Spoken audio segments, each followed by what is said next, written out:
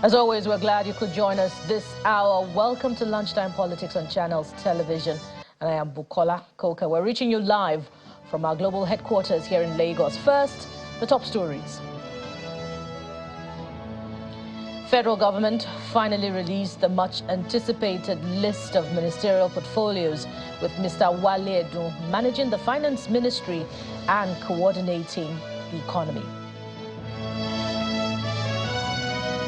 The Federal Capital Territory High Court Abuja has adjourned proceedings for arraignment of the suspended Central Bank of Nigeria Governor, Mr. Godwin Emefiele, and associates till August the 23rd, over absence of the second defendant. Plus, the Nigerian Governors Forum has met with the National Security Advisor on new security strategies to tackle the threats across states in the country.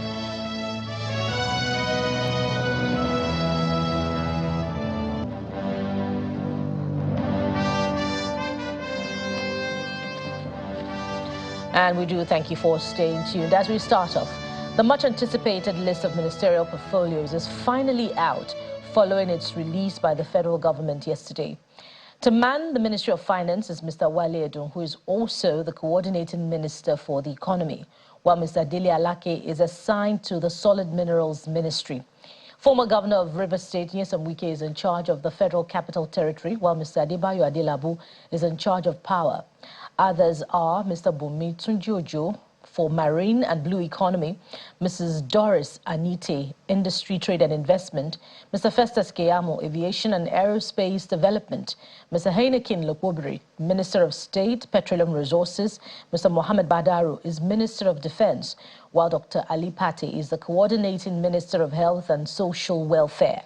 Former Governor Simon Lalong is in charge of Labor and Employment, while Mr. Lateef Fagbemi is the Attorney General of the Federation and Minister of Justice. Mr. Bosun Tijani takes charge of the Ministry of Communication, Innovation and Digital Economy.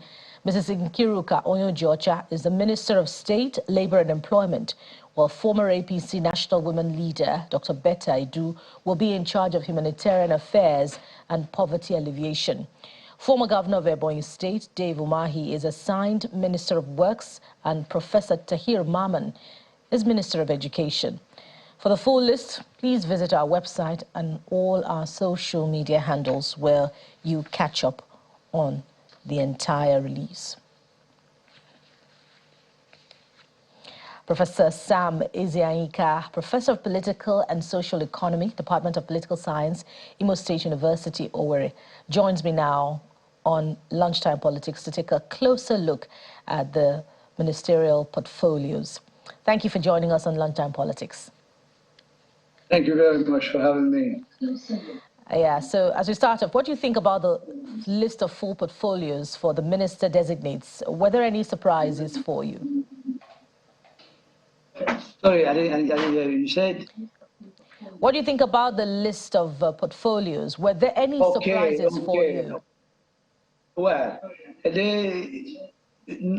taking the caliber of persons listed and chosen by the president, one can say that he wants to start, like he said, running, as touches the ground running, because of the fact that most, if not all, of the members are adequately qualified for the portfolio that they gave them, particularly some sensitive portfolios like finance and economy, like health, like works, etc. I want to believe very strongly that the selection was motivated or inspired by the desire to solve latent problem.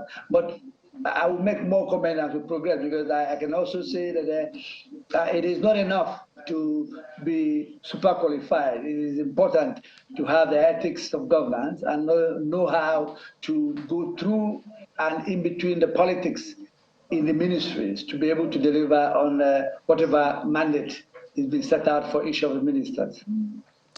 Well, I hope that more comments that you talk about will come, following this one. We see the reintroduction of the nomenclature coordinating minister for two ministries. We saw that during the administration of former President Goodluck Jonathan. The nomenclature is seen in the Ministries of Health and the Economy. What, in your view, are the implications of this nomenclature? Well, it is like most people have been commenting that with the number of appointees or nominated person for the ministerial position, there is a need for as little manipulating or touching of the nomenclature to enable that accommodate the responsibilities that are going to be assigned to the ministers. It is important to note, however, that it is not the nomenclature that are going to deliver on the problems or the challenges that Nigerians are facing.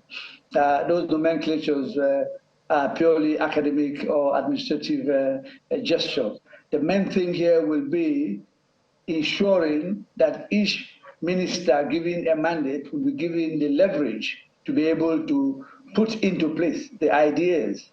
I want to believe that they have ideas. I want to believe that they are coming with specific ideas that are targeted at improving the well-being of the greatest majority of Nigerians who are at this moment undergoing tremendous economic trauma.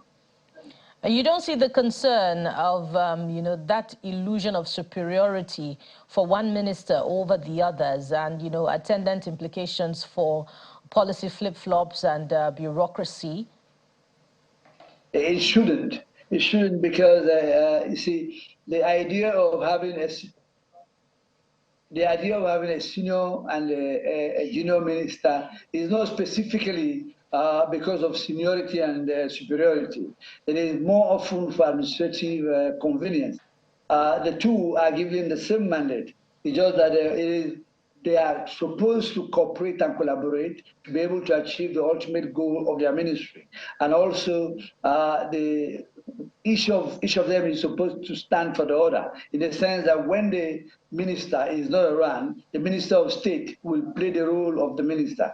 But it does not mean that while the minister is around, that the responsibilities assigned to the Minister of State will not be carried out. He must have a mandate. He must have some work to carry out on a regular basis. He must have some responsibility.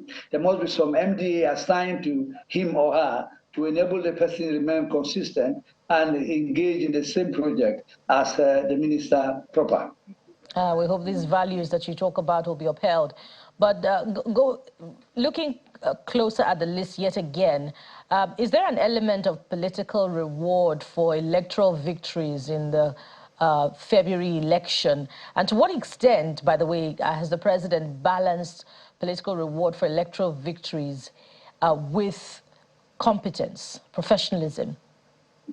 That is a very dynamic question. First of all, I would like to say specifically that, of course, there is political reward in the responsibilities assigned to the individuals who have been given ministerial appointment and who have been given portfolio, and you cannot deny that. Not only is it done everywhere in the world, it is particularly a pertinent behavioral pattern among politicians in the third and fourth world. But having said that, quite a number of the ministers are properly fitted in the responsibility that is given them. And it is our collective wish and aspiration that they will be able to carry that out. But you cannot remove the element of political compensation for persons who are and will continue to assist the president achieve his mandate while he was a politician, while he was a governor, while he's now the president. So such things are not, they are not novel. They happen all the time. I hope we have time for just one more, and if you can wrap this up in 90 seconds or 120 seconds. We see the introduction of a new ministry, Marine and Blue Economy, and the splitting of the Petroleum Ministry. Now, this inevitably comes with an overall implication on the cost of governance. For you, do the benefits outweigh the odds? I didn't get the question, sorry. We see the introduction of a new ministry, that's Marine and Blue Economy, to be handled by, I believe, Ms. Bumitunji. And we also see the splitting of the Petroleum Ministry. We have a Minister of State for Gas Resources and a Minister of State for Petroleum Resources. Do the benefits of this splitting outweigh, the odds? Well, first of all, I like the question. We have been complaining collectively as a people that government is very expensive and it is unwilling because of the number of people involved and all the pegs that have to go with those positions.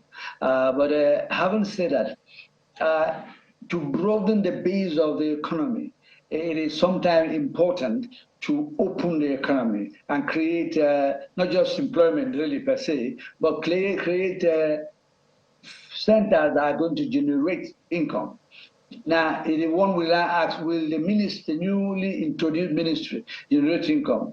If they are properly coordinated, each ministry is supposed to serve the people and also to attract some wealth, some kind of wealth that will be able to improve the economy. The fundamental and direct point here is to make sure that the responsibility of each ministry is specific and direct, and that the outcome expected of such engagement are determined ahead of time. So in creating those two variations of ministries, as mentioned, is not in itself negative. It is important that we see what is the content of it and what are the achievables, what do they intend to achieve, and what will they achieve, so that there will be some form of measurement of the successes and failures, a SWOT analysis that will enable one to be able to say in the end of a particular period, maybe 1 year, that this ministry was necessary and that it has broadened the base of the economy, which is at this moment in terrible condition. And of course, perhaps the measuring yardsticks have already, been put to work even before they started work. I will hope that they hit the ground running, as we say. We'd like to thank you very much, Professor Sam Ezeanyika, Professor of Political and Social Economy, Department of Political Science, Imo State University. We thank you for your time on Lunchtime Politics. And moving to other matters now, security to be precise, the Nigerian Governors Forum says its meeting with the National Security Advisor was aimed at coming up with a new security agenda to effectively tackle the security challenges in the country. At the end of the 7-hour discussion held behind closed doors at the Forum Secretariat in Abuja, and which lasted into the early hours of today, Chairman of the Forum, who is also the Governor of Kwara State, told journalists that they also discussed how to strengthen communication between the states and the office of the NSA. The NSA requested to meet the governors to attend the meeting. It just shows the proactiveness of this administration to say, let's discuss issues robustly, let's engage with the states. Unlike before, the NSA's office never engaged directly with the states. So this is a good development and briefing us on security within the country and the context, and how to engage better with the National Security Advisor's Office, communication-wise, capacity building between the Office of the National Security Advisor and Chief Security Officers and security advisors in the state. So it's much more about robust engagement and setting a new agenda for security in Nigeria. The NSA did tell us, about the meeting that he brokered between the frontline states, bordering Niger Republic, and the president, which we also saw in the media as well. But as a forum, the issue of Niger was not discussed. The governors also urged that henceforth, most of the programs either to have been done by CBN should be transferred to the Ministry of Agriculture, because under the previous administration, there are some overlapping programs, like the Outgrower scheme, which should be under the Federal Ministry of Agriculture, was under Central Bank, for example. And staying with security matters, the governor of Niger State, Mr. Mohamed Bago, says his administration is looking into the possibility of dialoguing with the bandits as an option to ensure peaceful coexistence in the state. After meeting with President Bola Tinubu in the State House, Abuja, Governor Bago appealed for collaboration with the federal government to address insecurity in Niger State. He, however, notes that if the non-kinetic approach fails, They will employ the military option in dealing with the security challenge in the state. To the villa now, my senator, the member of the House of Representatives, to also thank Mr. President for his support, and we need a lot of collaboration with both the local communities, the presidency, and even the state. We are looking at two options. First is non-kinetic. As a government, we have put in machineries to start talking to the bandits, the other elements that are not in tandem with living peacefully. So as a government, we've created a Ministry of Nomadic and Pastoral Affairs to look at the issues of the Fulani headsmen. You need to understand that Niger State has the largest congregation in the world of Fulani headsmen. Niger State is 8.3 million hectares of land with bodies of water. The pastoral environment is very good for grazing. A lot of Fulani across the world, not just Africa, converge in Niger State. So we don't want them to leave. So we don't want any major military activities. We want to talk to them. But if we don't get to that level, then probably we have to go fully military. And to legal matters now. The arraignment of the suspended Central Bank of Nigeria governor, Mr. Godwin Emefiele, and his associates over 6.9 billion naira procurement fraud at the Federal Capital Territory High Court, Abuja, has been stalled. This was due to the absence of the second defendant in the case, who is said to be indisposed. Following an application for adjournment, the presiding judge, Justice Hamza Muazu, adjourned the matter till August the 23rd, 2023. Mr. Emefiele has been arraigned alongside a female CBN employee, Saadatu Yaro, and her company, April 1616 Investment Limited, on 20 charges of procurement fraud, conspiracy, and conferring corrupt advantages on his associates. The suspended CBN governor, who had been in detention since he was suspended from office on June the 9th, is accused of conferring corrupt advantages on Yaro, a director in April 1616 Investment Limited. The offence is contrary to Section 19 of the Corrupt Practices and Other Related Offences Act 2000. And to help us understand the trial better and, the new developments in the trial of the suspended CBN governor, I have joining me former Attorney General of Kaduna State, Mr. Jonathan Adamu. Mr. Adamu, welcome to Lunchtime Politics. Thank you very much. It's my pleasure to be with you this afternoon. The feeling is mutual.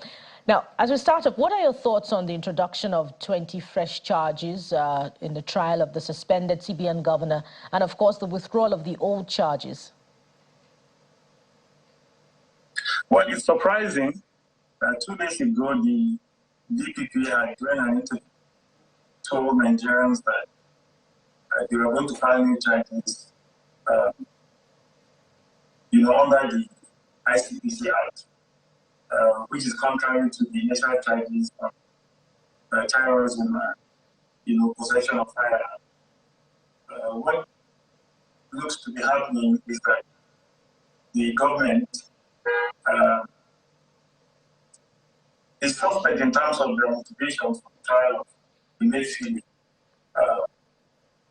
No doubt there are strong allegations against him, but the question is, how come these allegations are just coming up, halfway through the day? Now, Mr. Adamu, amid all of this, it appears there's a seeming and maybe profound interest in the prosecution of the CBN governor by the country's Secret Service. And I believe the DSS is also handling that of the suspended EFCC boss.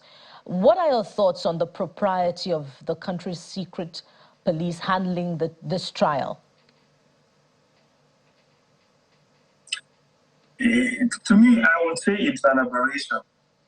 The DSS has its law and the kind of crimes that they should take care of, things related to state security and so on. But corruption and possession of firearms really are not within the remit of DSS.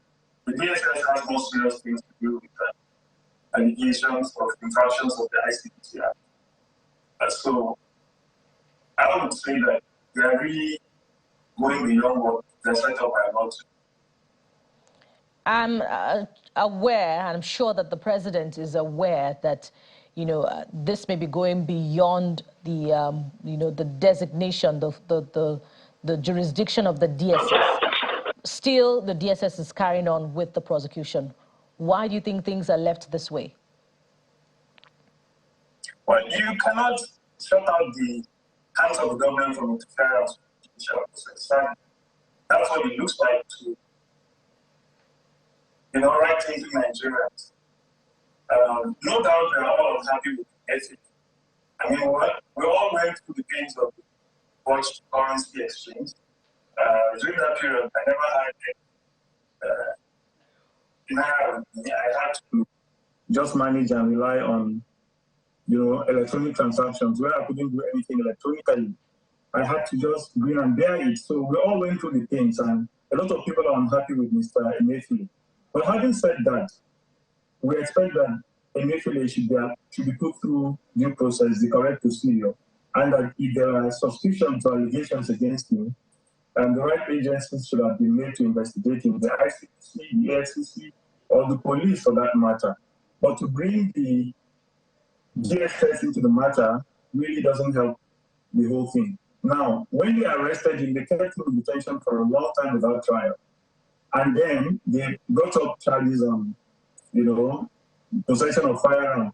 I mean, that's a firearm that you would find in the homes of too many people in this country. When that didn't look like it was going anywhere, they now had to go and dig for.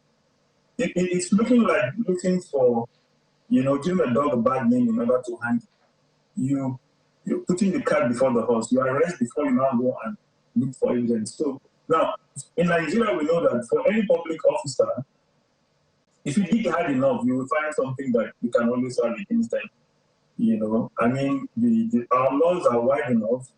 Our public service is such that you can hardly escape close scrutiny when any of the agencies wants to. When there's an intention to not do, not necessarily because you have committed an offense, but somebody is looking for an offense to nail you with.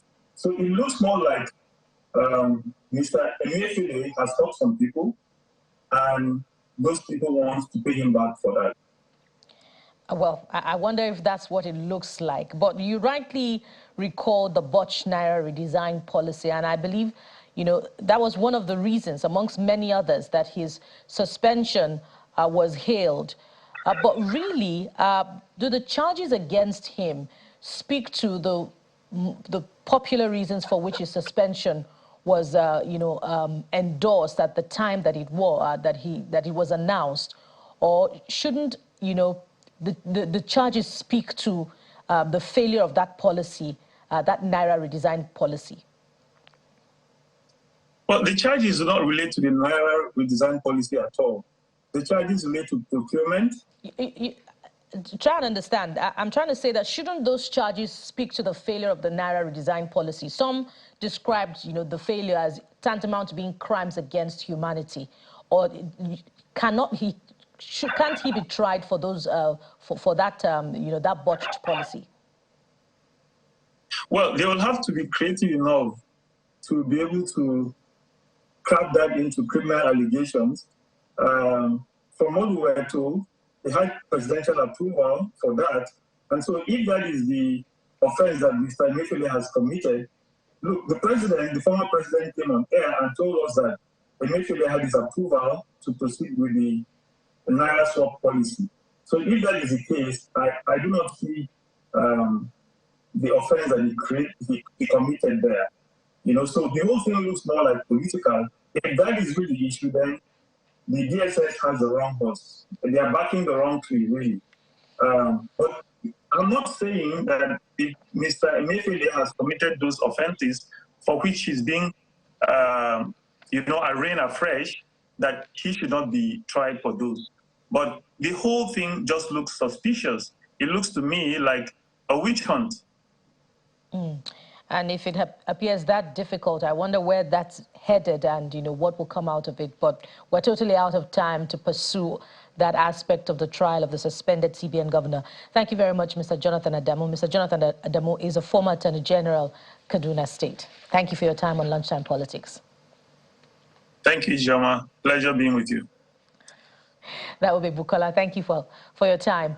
Moving ahead now, ahead of the November 11 governorship elections in Imo State, two socio-political groups have pledged to work together for the re-election bid of the state governor, Senator Hope Uzodimma. The group, the Olu Political Consultative Assembly from Olu Zone and the Olu Ohambise General Assembly from Owerri Zone, threw their weight behind the newly adopted Imo Charter of Equity, put together by the State Council of Elders for Justice, Fairness and Equity in the rotation of power in Imo State. This is the first major step in the political history of Imo State since 1976 that there is a real handshake across zones. And it is such handshake that you are witnessing today that will crystallize the recently established Imo Charter of Equity that has seated the governorship of Imo State to enable our highly performing governor, most distinguished Senator Hope Uzodimma, an opportunity to continue his transformation agenda. Hence, all the zones are adopting His Excellency as their son and as their sole candidate for the governorship. We, the members of Olu Ohambise General Assembly, the voice of the Mbise Nation, have come today to seek your hand in marriage for political growth, good governance, and the development of Imo State. Mbise Nation supports the Imo Charter of Equity, which promotes fairness, rotation of power, and good governance. When your son, Senator Hope Uzodimma, completes his 8 years tenure, power shall leave Olu Zone and move to another zone in Imo State. And you have been served on this edition of Lunchtime Politics. Thank you for watching. Join us again tomorrow for another edition. I am Bukola Koka. Bye for now.